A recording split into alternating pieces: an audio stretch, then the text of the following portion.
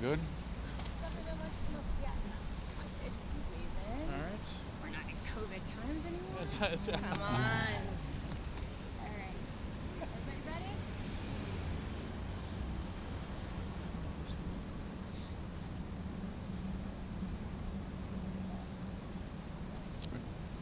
All right, I want to thank all of my colleagues for coming out today and joining us.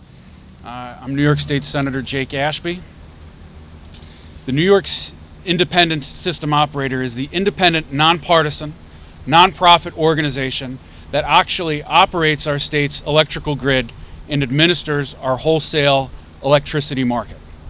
Senator Steck and I met with officials there this summer.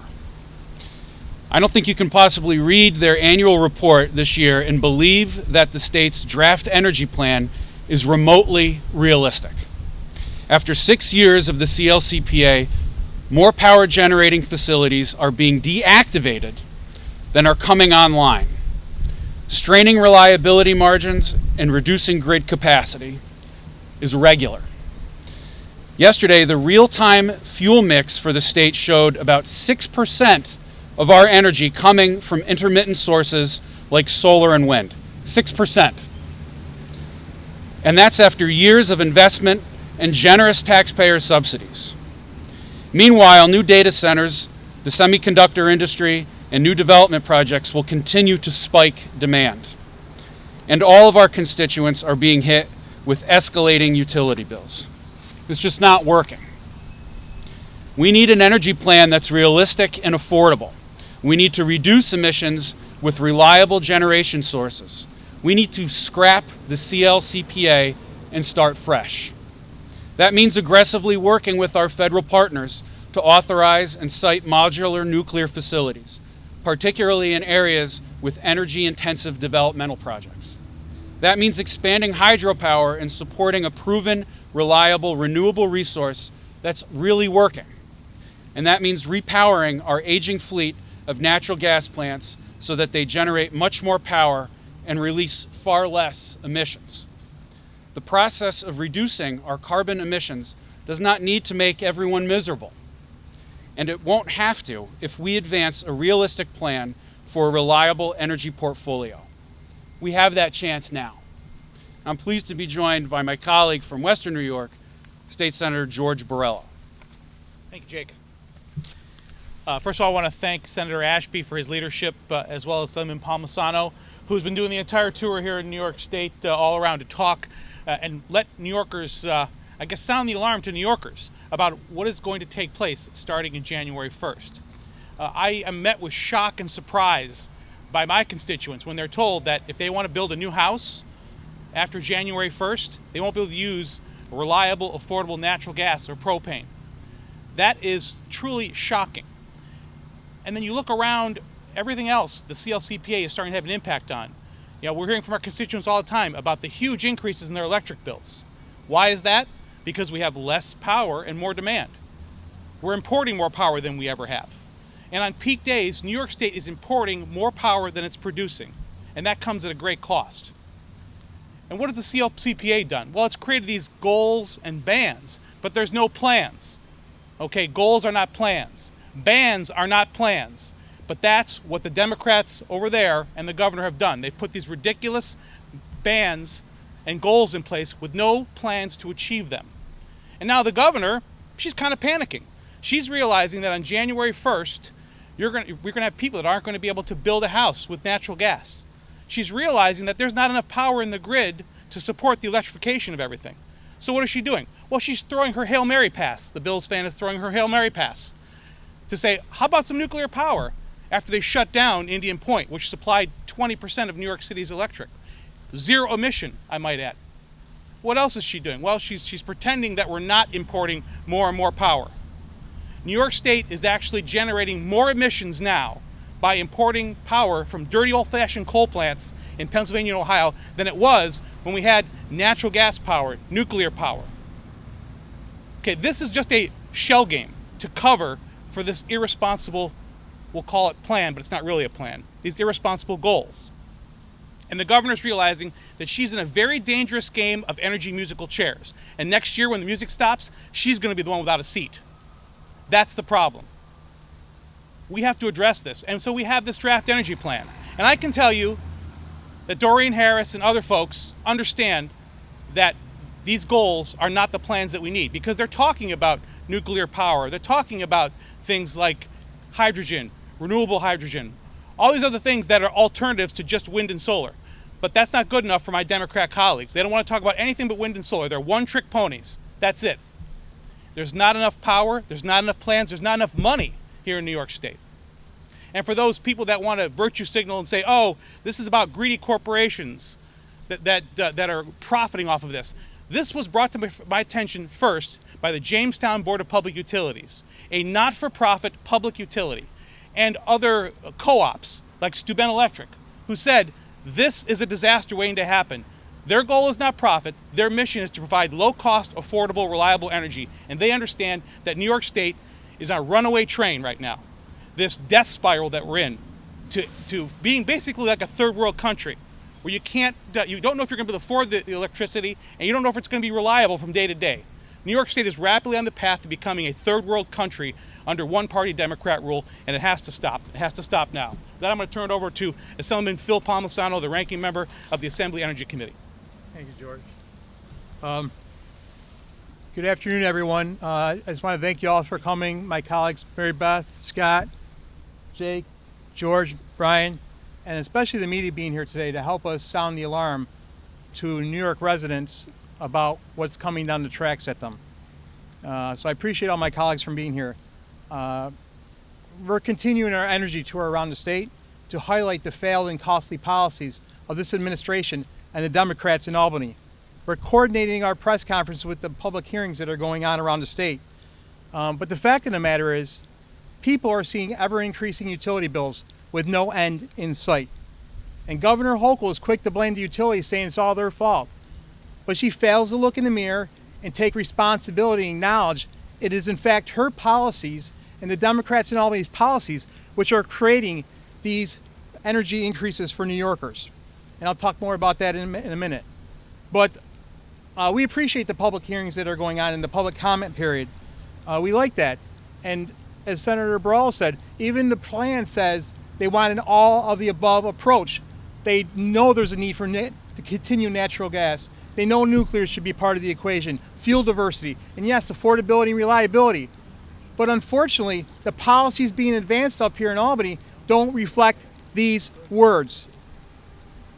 In addition, our conferences, the Senate and Assembly Republican conferences, are calling for additional public hearings. And in fact, we sent a letter to the Governor Hochul and President Harris today asking for 4 additional hearings.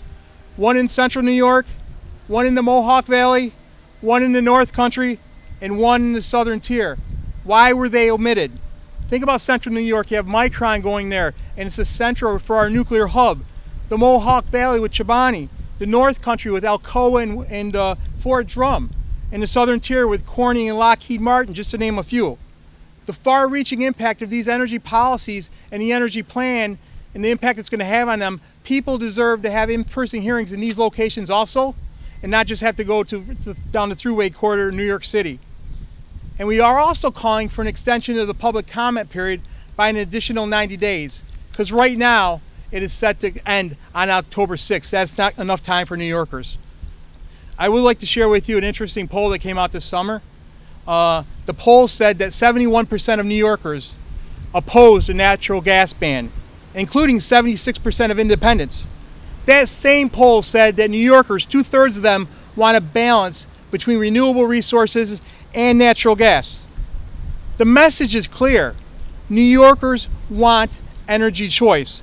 Unfortunately, Governor Hochul and the Democrats in Albany, their energy policies, their green mandates, totally disregard energy affordability, feasibility, reliability, safety, energy choice, and fuel diversity. It's just totally designed to fully electrify the grid for more electric vehicles and electric heat pumps, despite what New Yorkers want and need. Make no mistake about it, ladies and gentlemen. The governor's policies, the Democrats' policies and plans in Albany for energy is totally dismantle the affordable and reliable natural gas infrastructure, supply and delivery system, despite the fact that 60% of New Yorkers heat their homes with natural gas, despite the fact that 40% of our generation comes from natural gas. Their plan and goal is totally to take away consumer choice on how you heat your home, how you cook your food, how you power your building, and the vehicle you drive. It will, in fact, jeopardize the reliability of the grid, leading to dangerous and deadly blackouts, and it will certainly continue our nation-leading out migration of more families, farmers, small businesses, and manufacturers leaving the state of New York. As I said, the public has seen ever rising utility rates, and Governor Hochul again points the finger at the utilities. But where is her outrage? Where were we and where are we now? In 2019, before you passed the CLCPA, the residential electricity rate was 17 cents per kilowatt hour. Today it's 25 cents per kilowatt hour. That is 40% higher than the national average. That is unacceptable. That's not affordable for New Yorkers. Where was Governor Hochul and my colleagues on the Democratic side of the aisle when the PSC in July of 2023 passed $43 billion in future ratepayer increases to pay for the green energy mandates as they called for it? Where is the outrage from Governor Hochul and my Democratic colleagues in the legislature when Basil Sagles, co-chair of the Climate Action Council plan, said cap and invest, when implemented, would increase prices to the pump for New Yorkers by 62 cents a gallon and increase home natural gas heating prices by 80%. Where was the outrage? Of course, where's the outrage about the mother of all unfunded mandates, the electric school bus mandate? We've heard in time and time again, $8 to $15 billion, double the cost, triple the cost for an electric vehicle versus a near zero emission school district bus. So we've seen the policies that have passed, the fracking ban, pipeline denials, air permit denials for new natural gas plants, for renewable plants, CLCPA, cap invest, all electric buildings, electric vehicle, everything, one after the other, that is causing this problem. And why is this being done? This is all being done in the name of climate change and global emissions. But here's the fact. New York State contributes just 0.4% of total global emissions. China contributes 30%, has 1,000 coal plants, and building more each and every week. And if you want to add India and Russia, that's 40%. Do we really think they're going to help us meet our clean energy goals? Now listen, we can get down to zero, but we're not going to make an impact on global emissions. But we will dismantle our state's economy, and we will drive more businesses and break up families, farmers, small businesses, and manufacturers. And if I could just mention something real briefly on reliability, the NYSEL, as Senator Jake said, has sounded the alarm. Short-term gaps and long-term gaps. The long-term gap by 2040 to meet the net zero generation says we need 27 to 45 gigawatts of dispatchable emission-free resources. Wind and solar does not count because it's not dispatchable. And they don't know what the technology yet is going to be. Advanced nuclear, and nuclear should be part of it. Hydrogen, renewable natural gas, they don't know. And in that context, natural gas has always been referred to as a bridge fuel, hasn't it? Well, you don't tear down a bridge before you build a new one. But unfortunately, that's what Governor Hochul and the Democrats in Albany are content on doing with the dangerous and costly policies they continue to implement at the state level. So with that, I'll stop because I've talked enough. And it's my pleasure to introduce my colleague, Assemblyman Scott Bendet. Scott.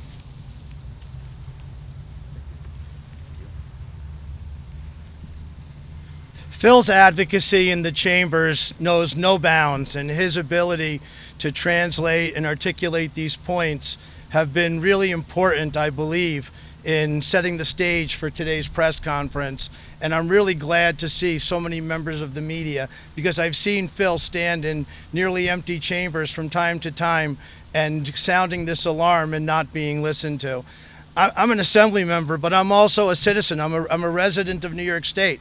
I'm a son-in-law of a 94-year-old elderly woman.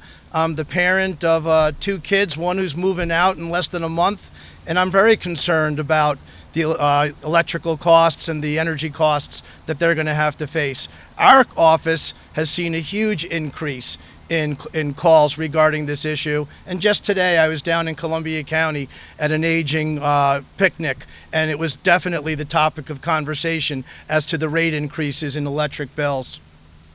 I'm going to ask the governor one more time. We had a big press conference on the electric bus mandate, and we came out and similar press conference, similar press, and then they came out with a pushback, a delay on that implementation. So I'm hoping that the governor, the speaker, the majority leader will hear what we're saying, because it's not just us here. We're here representing 100,000, 135,000 people each who all feel the same way. And as Phil said in the survey, I'm one of those 2/3 people who believe that we should just continue with natural gas and continue to have what I call a buffet of energy choices to make certain that we have affordable energy and, of course, reliable energy.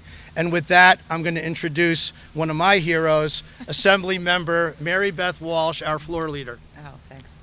Thank you, Scott. Wow. It's great to be outside. It's great to be here with everybody and with the backdrop of the Capitol. I know that the people who have spoken before me really know a lot more than I do about this incredibly complicated issue, which we've debated a number of times on the floor. And I rely upon the expertise of the people who've spoken before me to really know exactly what the CLCPA is going to do to all of us. But I just wanted to say that I think that the average regular New Yorker kind of glazes over a lot of times when they think about what happens in the building behind us. They're working, they're trying to raise their families, they're trying to they're trying to pay their bills, they're trying to survive. And you come out with something with, everything's an acronym around here, right? So you come out with something like CLCPA and everybody's already kind of glazed over. And that's been the case for a number of years. But my observation over the last few months, especially since the rate increase request has come out, is people are waking up.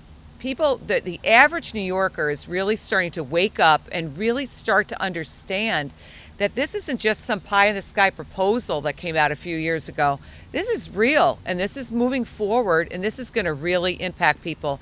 Anybody who's opened up their utility bill in the last few months is dismayed, and it's really only going to get worse. And people are getting angry. I agree with others that you can't just blame all the utility companies, because it's what we've done here. And not when I say we, I don't mean the people here, because I don't think any of us supported it, but it's the policies that are being advanced by the Democrat majorities that are putting the utility companies in the position where they have to raise rates. They have to, because they have to guarantee or try to guarantee that you're going to have a safe, reliable supply of energy. And so they need to make investments in order to make that happen. And investments, as we all know, cost money. So that's where we're at. It's not too late to roll some of this stuff back, but the clock is ticking, and I'm not getting a good sense from the majority that they're going to come back in January and do anything different. There is, as Senator Borrello said, there's a ton of virtue signaling that's going on here, but we need to get real. We need to get realistic about it. Certainly the people standing with me today understand what impact the CLCPA is really going to have on regular New Yorkers. And what really frosts me is when I hear the governor talk about affordability and how important an affordability agenda is, and then they go past things like this that are going to take us in the exact opposite direction. And I know the governor recently has been talking and touting these inflation rebate checks that are coming out, which we all thought were gimmick. It was just a gimmick. But what really, the real thing in the mail that's going to be arriving in people's mailboxes soon is higher utility bills. And that goes completely counter to any idea of affordability. So I think it's time that we really get real. We got to roll some of this stuff back. We're ready to do it. And we need to listen to the experts here who are all pretty much saying the same thing, which is that when you only have wind and solar providing 6% of the energy demand, it's just not real to think that that switching over is going to be something that is even realistic. It's just not realistic. So anyway, happy to join with everybody today. Happy to see all of you. And I think I'm the last speaker. I'll introduce Senator Jake Ashby to kind of wrap us up. Thank you. Thank you, Assemblywoman Walsh. And I did want to give our colleague, Assemblyman Brian Miller, a chance to say a few words. Thank you, Jake. I didn't come here to talk about the CLCPA. I come here to talk about the no hearings in central New York, the Mohawk Valley, and along. But, you know, as my colleagues talk about not having a diverse energy portfolio, that's what we said in 2019 when the CLCPA was debated at 4:30 in the morning. And we talked about, you know, what industries will be allowed here in New York State. Okay, we have the semiconductor corridor along the thruway, high energy requirements there. You know, we've cut down, we shut down 9 Mile Point, and I should say Indian Point down in the Hudson Valley. And, you know, we've reduced our energy production by 4,700 gigawatts, okay? And we've only been able to add 2,700 gigawatts to the grid at this time. So we've proven to ourselves that we can't do this. But the industries that we're touting here in New York State is the semiconductor, AI, we've had a lot of discussion on that, and in the Mohawk Valley, one of the biggest dairy producers in the world, Chobani, is coming, which is going to be a huge energy requirements to run these facilities and have them expand.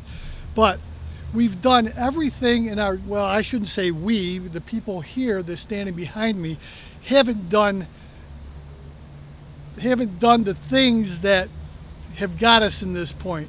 The majority and the governor has got us in this point, and they're, you know, and the rates are going up, and they're hiding behind the utility companies and blaming everything on them. But it wasn't the utility companies, and believe me, I'm not supporting the utility companies at all because of their huge profits they're making.